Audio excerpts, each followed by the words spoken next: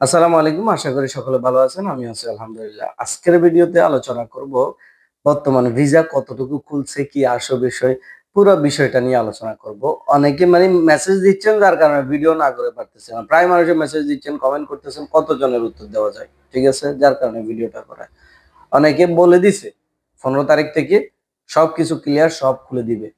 অনেকে বলে দিছে এরকম। তো কিন্তু হ্যাঁ, আসলেই হয়তো খুলতে পারে।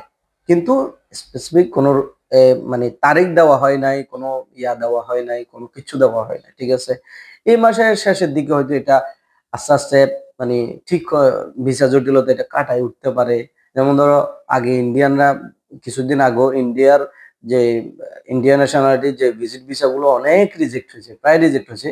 এখন কিন্তু সেগুলো আস্তে, আস্তে মানে কি রিকভারি হয়ে যাচ্ছে। আস্তে, আস্তে এখন বেশিরভাগ অ্যাপ্রুভ আসতেছে। পাকিস্তানের আউটসাইড হাই প্রফেশন কি অলরেডি খুলে দিছে। এখানেও হাই প্রফেশন তাদের ট্রান্সফার করা যাচ্ছে।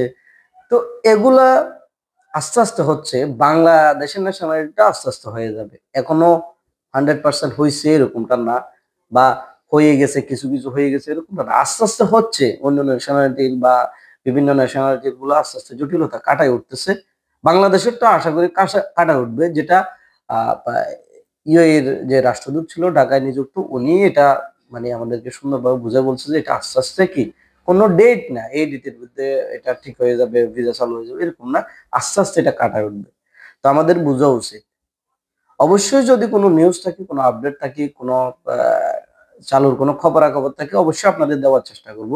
কিন্তু অন্যজনে বলছে ওগুলা নিয়ে আমাকে জিজ্ঞেস করতে আসেন না। আমি আসলে আ যতটুকু নিউজ পাই, যতটুকু আপডেট থাকে অতটুকু আপনাদের দেওয়ার চেষ্টা করি।